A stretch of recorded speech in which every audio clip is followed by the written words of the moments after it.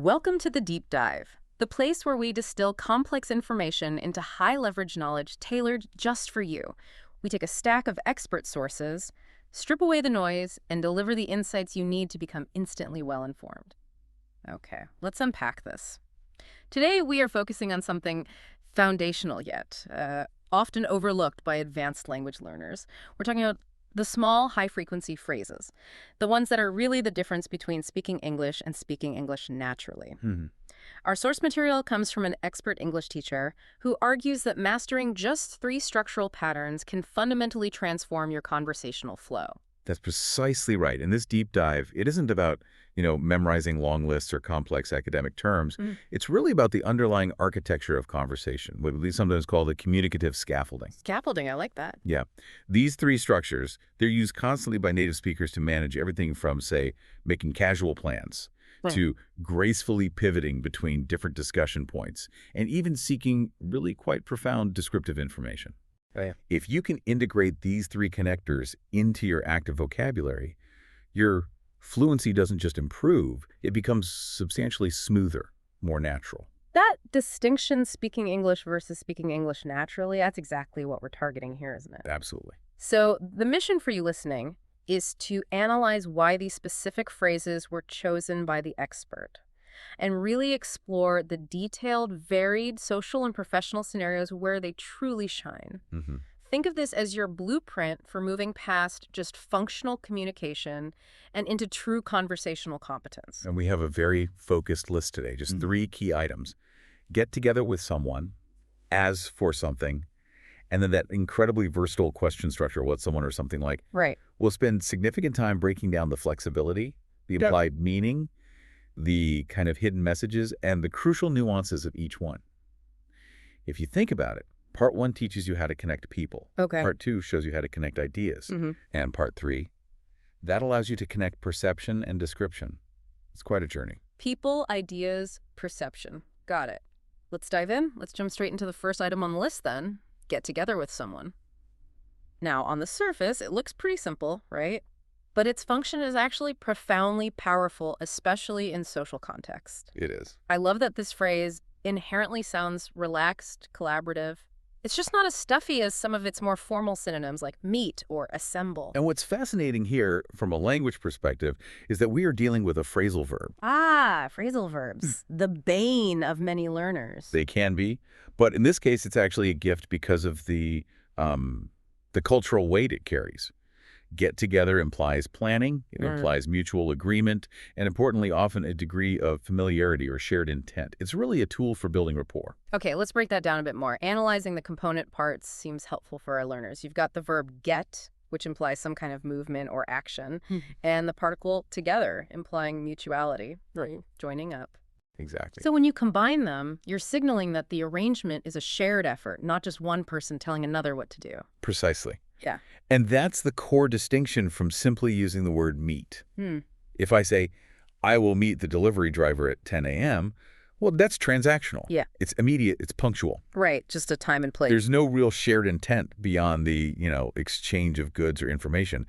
But when you use get together, you are inherently suggesting a specific planned activity, and one that usually extends beyond just a quick transactional moment.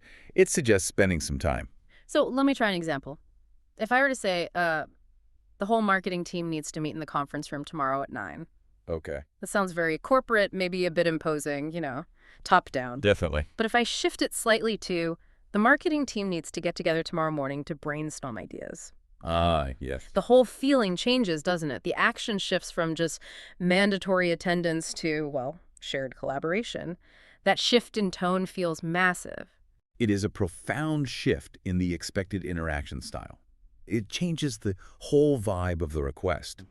And we should also mention its flexibility across time. It works perfectly well in the past, present, or future. Oh, good point. We got together last week. We're getting together right now, perhaps on a call, or we really should get together next month. It's very adaptable. Hashtag 2.1 core analysis of get together with someone. So we really must highlight that differentiating get together from meet is crucial if you're aiming for that high-level fluency. Okay. Meet can be accidental, you met a stranger on the bus, Hmm. or it can be instantaneous, like the delivery driver example. Right. Unplanned sometimes. Exactly. Yeah. Whereas get-together is almost always prearranged. It suggests a specific duration of time dedicated to interaction, usually social or informally professional. I see the strategic benefit there, especially for a learner, if you're maybe a bit nervous about arranging a social outing. Mhm. Using get together softens the proposition, doesn't it? It sort of suggests, hey, this is low stakes, just some mutually agreeable time, rather than a formal demand on someone's schedule.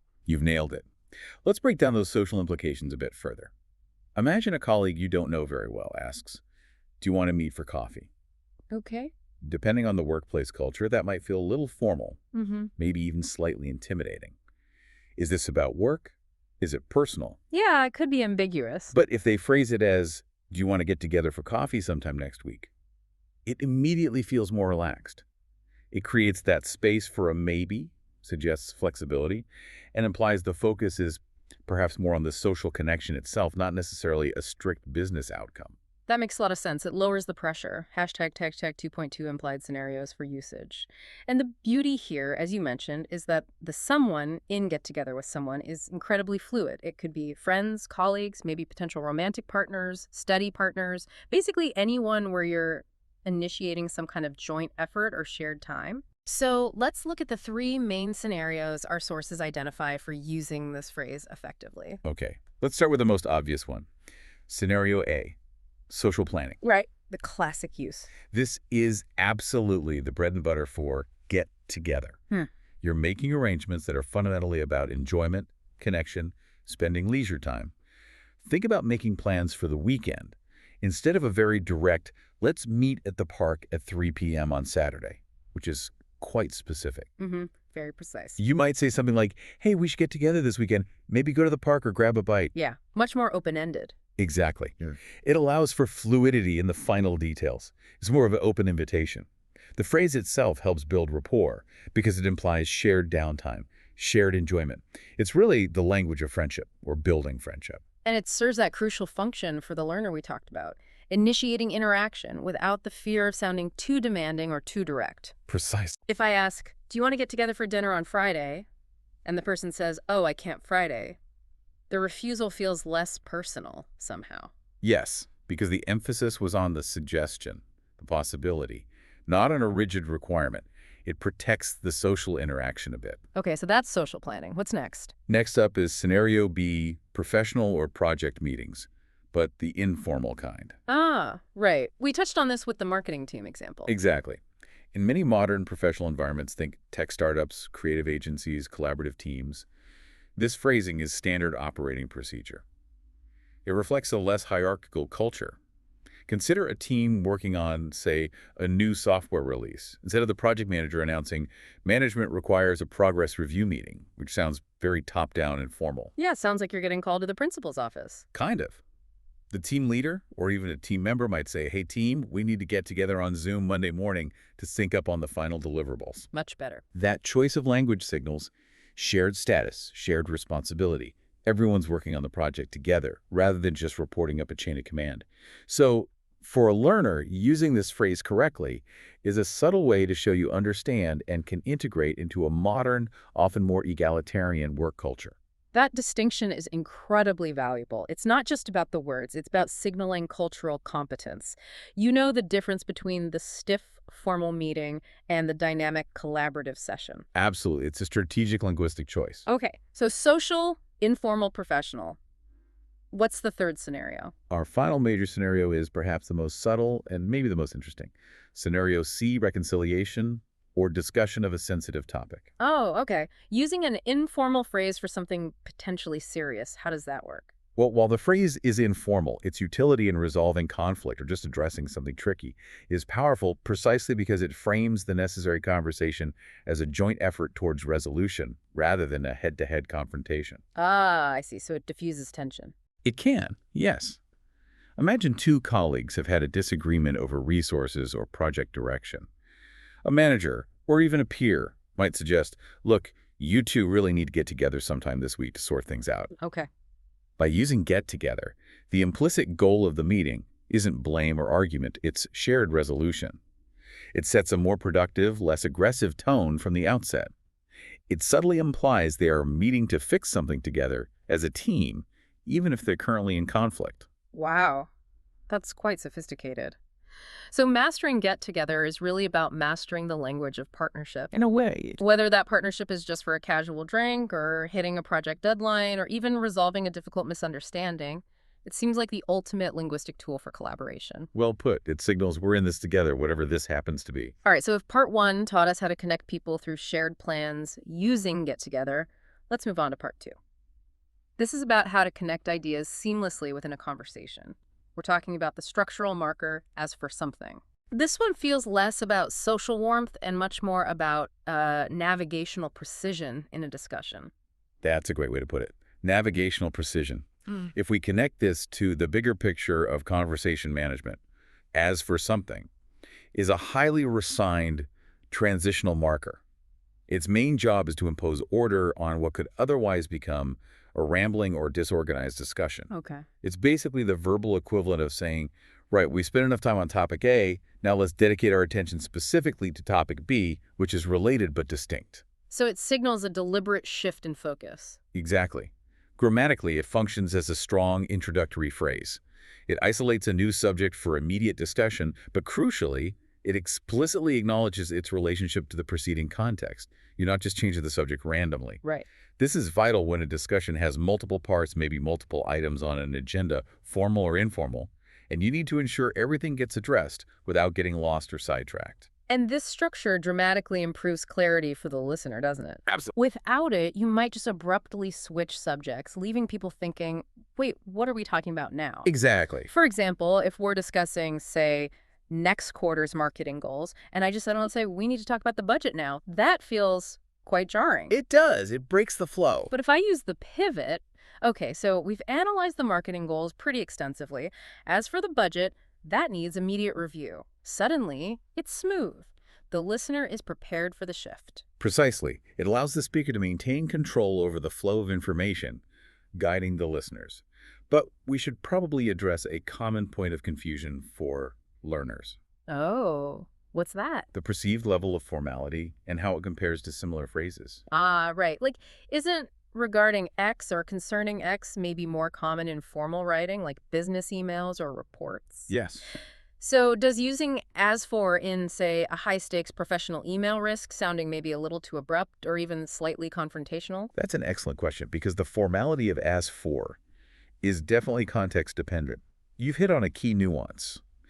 In very formal academic writing or high-level business correspondence, phrases like regarding, concerning, or with respect to are generally safer choices. They feel more neutral, more impersonal. Okay, that makes sense. However, in spoken dialogue, even professional spoken dialogue, or in less formal business communications like internal emails or team chats, as for is immensely useful. Why?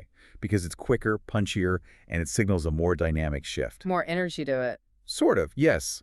It also carries a slight implication of finality concerning the previous topic, like, okay, done with that, now this.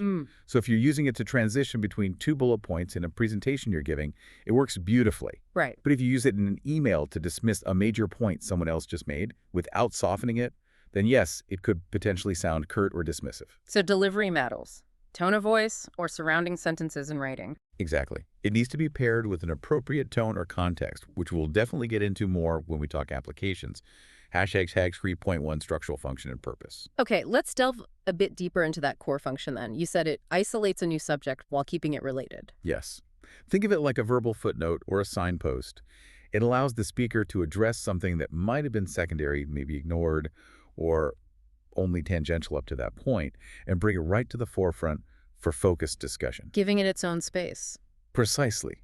Imagine you're discussing a large, complicated project. Maybe you spend 10 minutes talking about the design phase, the look and feel, the user interface. Okay.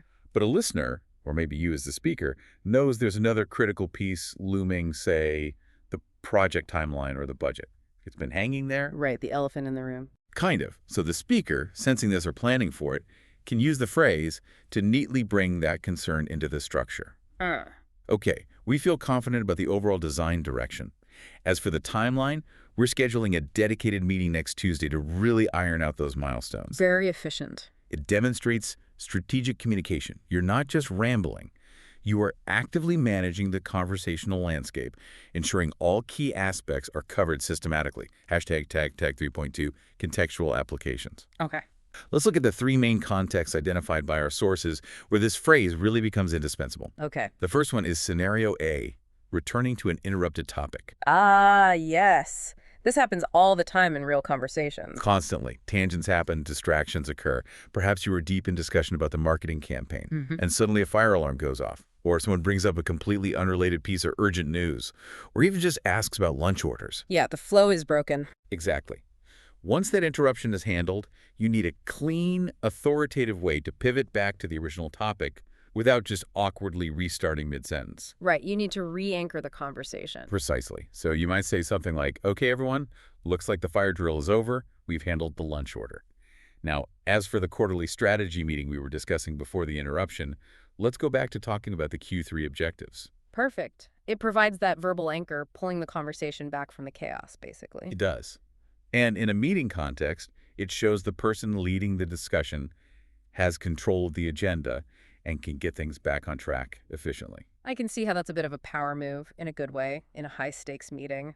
Shows you're organized. It certainly can project competence and control. Okay, then we have scenario B, separating related ideas. Okay, how's this different from just transitioning? This is specifically where you isolate different facets or components of the same core problem or topic. You discuss them independently to ensure they don't get jumbled up or confused. Ah, okay, like different angles on the same thing. Exactly. Take the example of giving performance review feedback to an employee. It's often multifaceted. True. You might start by discussing their overall sales performance. So, Sarah, looking at the numbers, you've met all your sales targets this year, which is great, and you actually exceeded expectations in the tech sector. Okay, positive feedback. Then you need to pivot to a related but different aspect of her performance or development. As for professional development, we need to enroll you in the Advanced Leadership Program next quarter. This will help prepare you for a potential promotion down the line. Got it. You're still talking about Sarah and her career, but you're clearly separating the retrospective evaluation, the sales target she met, from the forward-looking plan, the training she needs. Yeah. As for creates that clean separation. That's incredibly efficient, isn't it? It basically tells the listener, okay, we're putting that piece in its box for now and opening a new related box, compartmentalizing. Exactly. Keeps complex topics organized. Okay, so returning from interruptions, separating related ideas.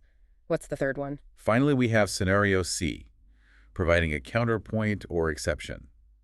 And this is where that tonal nuance we talked about earlier becomes absolutely paramount. Right, this is where it can get tricky. It is. When you use as for in this context, you are often introducing a specific detail, a finding, or an opinion that contrasts with or provides an exception to the general assessment you just provided. Okay, so here's where it gets really interesting for the learner, I think. Let's provide some concrete examples showing how voice inflection, or maybe just context, changes the meaning. Good idea. So if I say completely neutrally, the weather this week has been beautiful, really sunny. As for Tuesday, just flat tone, we expect a slight chance of rain in the afternoon, but nothing major. Okay, perfectly neutral. That's just adding a factual detail, a slight variation for one day. Smooth, informative transition. Right, but now imagine the context is different. Maybe the overall assessment of a new project launch is glowing. Okay, we had big success. Yeah, like the launch metrics look amazing, the initial revenue targets are fantastic, press coverage is positive, everyone's feeling good. Then maybe the project manager uses a slightly sharper, more critical tone, perhaps with a bit more emphasis on the phrase itself. As for the customer feedback, however, we've seen a concerning rise in complaints specifically about the new user interface. Ooh, okay. Hear the difference immediately. That emphasized as A4R acts like a warning flare. It signals, hold on, despite all the good news, this specific thing is a problem and it needs special attention. Exactly. You're using the phrase not just to transition, but to actively foreground a challenge, a dissenting opinion, or a point of concern that runs counter to the general trend. So it's about managing attention. Precisely. Recognizing and, more importantly, controlling that tonal nuance, the ability to use as for neutrally just for smooth flow, or emphatically to introduce a counterpoint or highlight an issue that's a really high-level strategic skill. It signals true fluency mastery. You're not just communicating facts anymore. You're shaping the listener's perception and managing their attention. That's sophisticated communication. Okay, fantastic. We've connected people with get together, connected ideas with as for.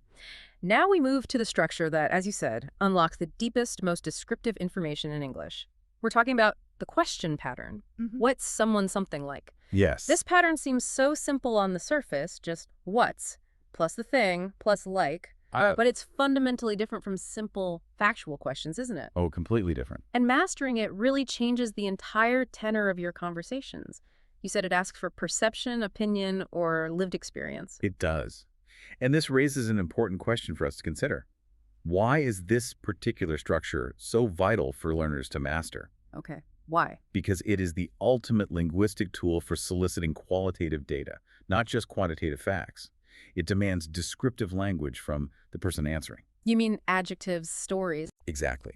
Adjectives, metaphors, anecdotes, comparisons, feelings. It pushes the responder beyond a simple binary answer, yes, no, or a factual proper noun, like a name or a place, that's simpler what is, questions often elicit.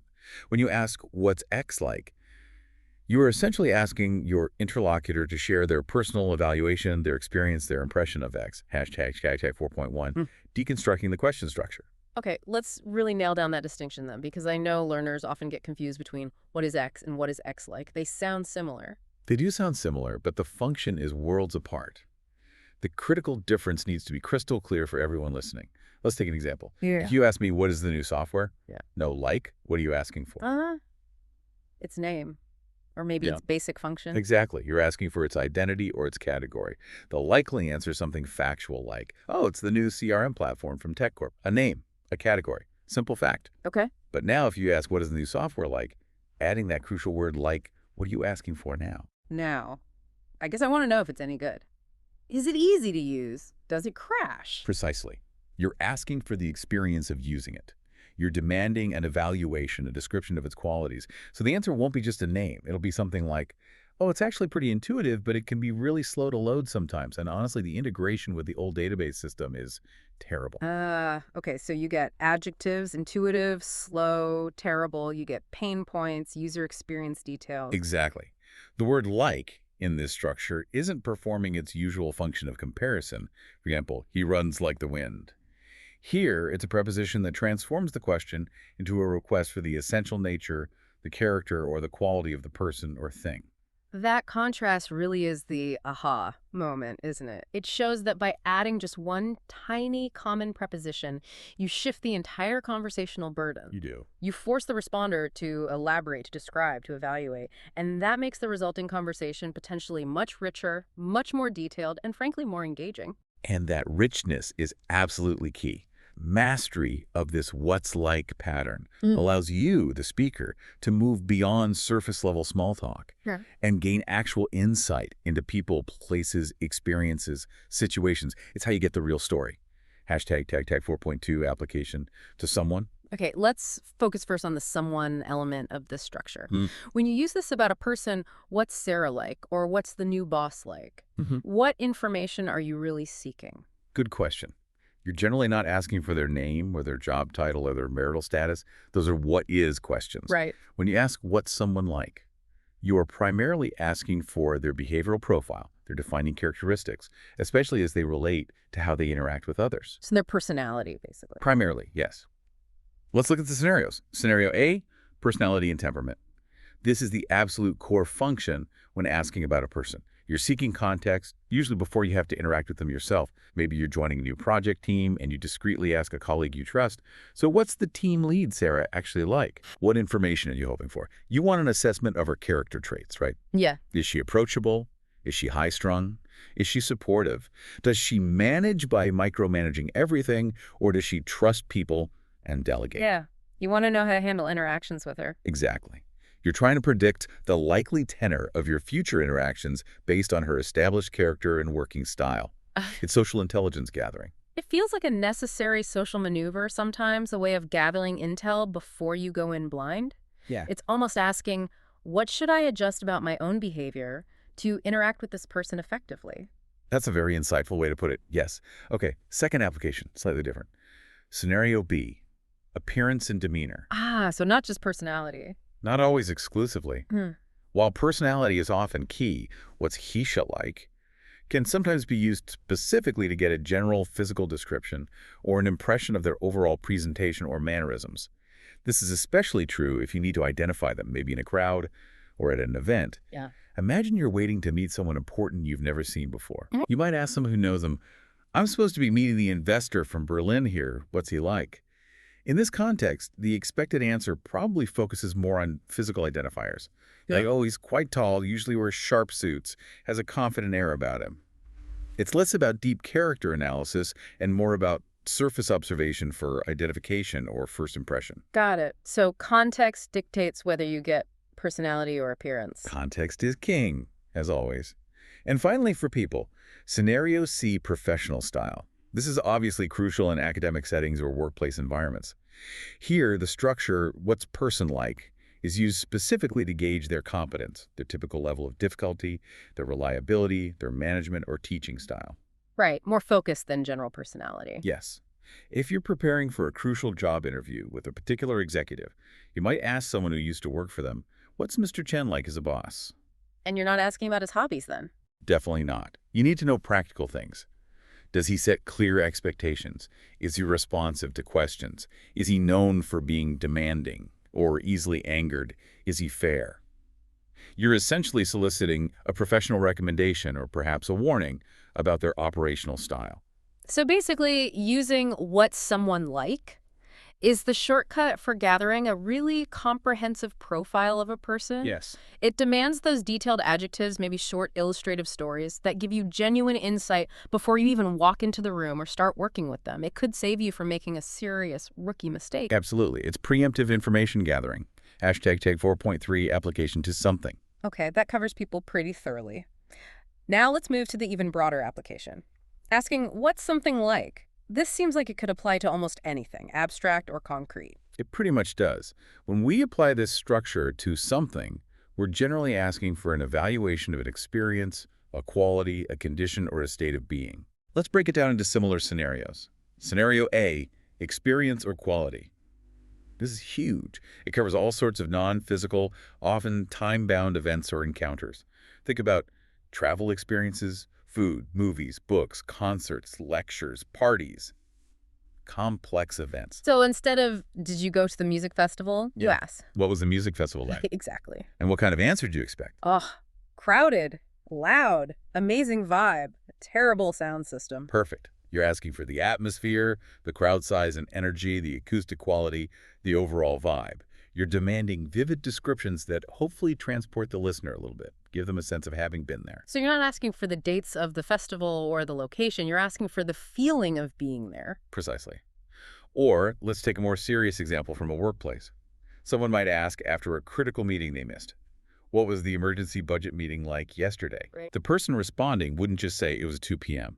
They'd likely describe the mood, the stress, the formality, maybe the tension in the room, the key decisions made, perhaps the effectiveness, or lack thereof, of the leadership during the meeting. Again, the qualitative experience. Okay, that makes sense. Experience and quality. What's next? Scenario B, difficulty or status. This application allows you to inquire about the challenge level of a task, an exam, a job, or maybe the current status or condition of a dynamic situation, like the economy or a complex project. Ah, this seems highly useful in professional or academic life. Extremely useful. Yeah. You are essentially seeking an analytical breakdown or assessment when you use it this way. For instance, a language learner might ask a more advanced student, "What is the official English proficiency exam like?" Okay. The answer isn't just, "It's an exam." The answer provides practical intelligence. Oh, it's really long, be prepared. The writing section is heavily weighted, so focus there. And the listening part is super fast-paced, much faster than the practice tests. Right. Practical advice based on its nature. Exactly. Or, in a finance meeting, someone might ask, "What is the corporate bond market like this quarter?" You're not asking for a single number. You're seeking an analytical description of its current state. maybe volatility levels, prevailing trends, risk assessment factors. So this structure allows you to bypass just simple facts and jump straight to the analytical summary or the practical implications. That seems highly efficient. It is very efficient for getting meaningful information quickly. Okay, our final application for something is scenario C, sensory description. Sensory, you mean taste, smell, sound. Exactly. This is perhaps the most fundamental use, linking the structure directly to the immediate physical world and our perception of it. It's essential for talking about things we perceive directly through our senses. Okay, examples. They just launched a new flavor of ice cream down the street. What's it like? What do you expect the answer to describe? Taste, obviously. Texture. Sweetness. Maybe if it's unusual or similar to something else. Perfect. Taste, texture, sweetness, novelty. Or maybe someone's bought a new car or motorbike. What is the sound of that new engine like? The answer requires an assessment of its sonic qualities, maybe the volume, the pitch, the smoothness, the bass quality. God. So this structure serves as the direct linguistic link between experiencing a physical sensation and communicating that experience verbally to someone else. So wrapping up this section, what does this all mean for the learner? Mastering what's X like, whether X is a person or a thing, seems like it's the absolute key to having truly descriptive, engaging conversations. I believe so. It allows you to solicit deeper, more nuanced, qualitative information from pretty much every person you speak to about almost any topic. It really is the structure that signals, I'm interested beyond the surface facts. I want to hear your complete story, your honest opinion, your experience. It invites depth. Hashtag tag outro. Wow. Okay, we have completed a pretty comprehensive deep dive into these 3 essential high-leverage English structures. It feels like by focusing on just these 3 get together, as for and what's like, you, the listener, are fundamentally changing how you engage with the English language. That's the idea. Moving from just constructing basic sentences to actually structuring dialogue effectively. Let's quickly review the powerful tools we've hopefully added to your communicative toolkit today. First, we had the social arranger, get together with someone. Key for initiating collaborative, informal interactions and subtly signaling mutual respect and shared effort. Right. Builds connection. Second, we had the conversational navigator, as for something. This gives you that crucial structural ability to steer conversations, manage complex topics effectively, and transition smoothly between related but distinct ideas. Keeps things organized. Provides clarity. And third, the inquiry into essence, what's someone something like? This is really your gateway to gathering rich, qualitative information, personal evaluations, sensory details, and comprehensive profiles, making your conversations genuinely insightful and going beyond the superficial. And I think it's critical for everyone listening to remember what you said earlier. These are not just isolated phrases to memorize. No, not at all. They are tools for achieving conversational flow. They don't just add words to your vocabulary list, they add connective tissue to your actual dialogue. Well said. Connective tissue. Using them naturally and appropriately really is, I think, an undeniable hallmark of true advanced fluency, that ability to move seamlessly and strategically through any kind of interaction. And ultimately, knowledge is most valuable when it's understood and applied, isn't it? Absolutely. The goal here isn't just passive recognition where you hear these phrases and think, yes, I know what that means. The real goal is active production, getting to the point where you use them naturally, strategically, almost without thinking, in your real-time conversations and writing. So the final challenge we want to leave you with is this. In your very next communication in English, maybe an email you write later today, a meeting tomorrow, or just a casual chat, consciously try to integrate one of these structures. Try using as for to pivot between 2 points in that email, or deliberately use get together instead of just meet when suggesting a plan with a colleague or friend. Ask someone, what's something new like? And just notice. Notice how much clearer, perhaps more natural, maybe even more confident your language becomes when you consciously employ these specialized conversational tools. Excellent challenge. And finally, as we always like to do, let's leave you with a provocative thought to mull over, one that builds on this idea of linguistic scaffolding and unspoken cultural expectations embedded in language. Okay, let's hear it. If these phrases we discussed today help define the deliberate structure of our interactions, planning, transitioning, inquiring, consider this. What common English structure, often used almost subconsciously, especially by native speakers, raises the most important question about cultural deference, about that implicit need in many English-speaking cultures to acknowledge or even apologize 4. Potentially imposing on someone's time, space, or attention, even when making a simple request or statement. Ooh, that's interesting. A structure that carries an implicit apology or deference. What could that be? Something to think about. There is often a deeper layer, a hidden cultural script, waiting to be uncovered even in the simplest of phrases we use every day. Definitely food for thought. Think about that next time you start a conversation or ask someone a simple favor in English. Until the next deep dive, keep learning, keep practicing, and keep connecting those linguistic dots.